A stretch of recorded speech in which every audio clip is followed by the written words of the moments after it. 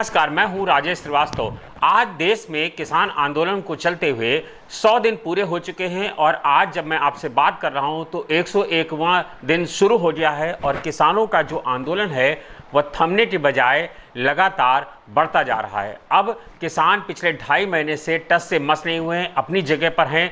दोनों जगहों पर सियासत हो रही है। हालांकि पहले किसानों ने ये आंदोलन जब शुरू किया था तब उन्होंने ये कहा था कि हम इस आंदोलन से सियासत को दूर रखेंगे, लेकिन अगर बारीकी से इस किसान आंदोलन का अध्ययन करेंगे तो आपको लगेगा कि सियासत दोनों तरफ है। एक तरफ किसान है, दूसरी तरफ भारत सरकार है कि दोनों आंदोलन को खत्म होने के लिए मात्र एक फ़ोन कॉल की दूरी है।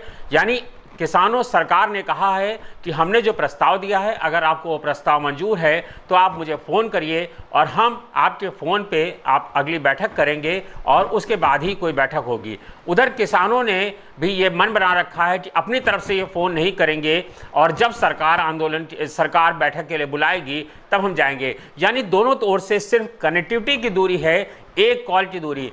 किसान नेता राकेश टिकैत कहते हैं कि हम वो नंबर ढूंढ रहे हैं जब प्रधानमंत्री ने कहा था कि आप हमें फ़ोन करिए, हम आपसे बात करने को तैयार हैं। वो नंबर हमें नहीं मिल पा रहा है कि कौन सा नंबर है जिससे हम प्रधानमंत्री से बात कर सकें। दूसरी तरफ किसान आंदोलन लगातार चल रहा है।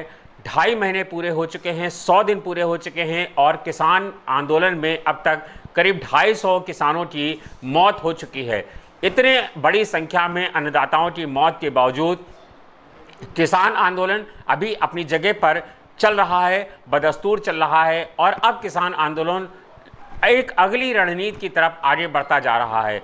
किसान आंदोलन के जरिए भारतीय जनता पार्टी को छोड़ दें तो भारतीय जनता पार्टी चूंकि सत्ता में है, उसके अलावा विपक्ष में चाहे वो समाजवादी पार्टी हो, चाहे वो रालोद हो, चाहे वो कांग्रेस हो, चाहे वो बहुजन समाजवादी पार्टी हो, चाहे वो भारतीय किसान यूनियन हो, सभी सियासत अपनी अपनी जगह पर कर रहे हैं। किसान आंदोलन जब चल रहा है तो जिस पार्टी का वजूद खत्म हो गया था, यानी मैं बात कर रहा हूं राष्ट्रीय लोकदल की, वह अब सियासत अब किसान आंदोलन के कंधे पर खड़े होकर के अपनी आगे बढ़ा रही है। रोज रालोद की किसान पंचायतें हो रही हैं। चौधरी अजीत सिंह, जिनका उत्तर प्रदेश में वजूद खत्म हो गया था, वह आगे बढ़ रहे हैं। समाजवादी पार्टी भी किसान आंदोलन को लेकर के हमलावर है सरकार पर। इसके अलावा प्रियंका गांधी जगह जगह किसान पंचायत कर रही हैं।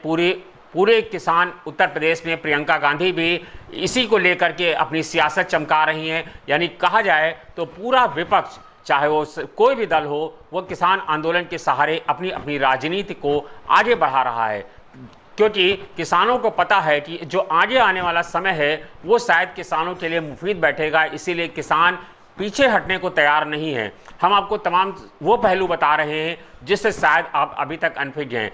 अब जो समय आ रहा है वो किसानों के लिए किस तरह से मुफीद होने वाला है यह भी समझने की ज़रूरत है, क्योंकि अब अगला महीना जहां सरकार वेट कर रही है कि अगले महीना अप्रैल का महीना आएगा, गेहूं की कटाई शुरू होगी, गन्ना की सब चीज़ें सब शुरू होंगी, तो शायद किसान वहां से हटे। लेकिन किसान ने मन बना लिया है कि वो अपनी फसल को छोड़ करके पीछे नहीं हटेगा।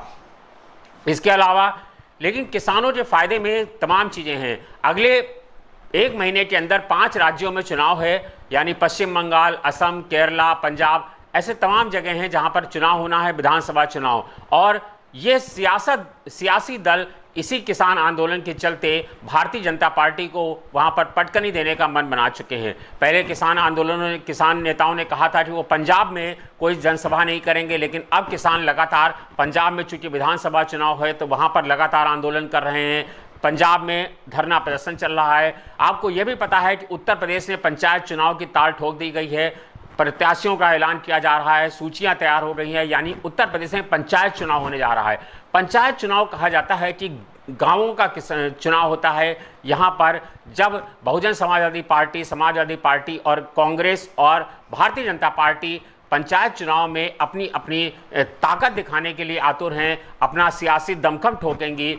ऐसी स्थिति में जब किसान आंदोलन के सहारे समाजवादी पार्टी, राष्ट्रीय लोकदल, कांग्रेस, सपा, वह सब पंचायत चुनाव में भारतीय जनता पार्टी को पटकनी देने का मन बना चुकी हैं, क्योंकि जो पंचायत चुनाव है वो गांवों का चुनाव होता है और गांवों में किसान आंदोलन बहुत तेजी से अपनी पैठ बना चुका है। पश्चिमी उत्तर प्रदेश की बात करें तो पश्चिमी उत्तर प्रदेश में भारतीय जनता पार्टी को तकरीबन 135 सीटें मिली हैं। अगर इसका अभी कुछ दिन पहले जब भारतीय जनता पार्टी ने किसानों को समझाने के लिए कि हम किसानों के फायदे को बताने के लिए गांव-गांव भारतीय जनता पार्टी ने अपने नेताओं को भेजने का मन बनाया था, तो पश्चिमी उत्तर प्रदेश से जब भारतीय जनता पार्टी के नेता पहुंचे तो उन्हें उनके गांव तक नहीं जाने दिया गया और वहां के ग्रामीणों ने भारतीय जनता पार्टी के नेताओं को दौड़ा लिया। यानी कि वो स्थिति हो गई है कि अब भारतीय जनता पार्टी के नेता गांवों में प्रवेश नहीं कर पा रहे हैं। तो पंचायत चुनाव की क्या स्थिति होगी यह भी समझने की जरूरत है।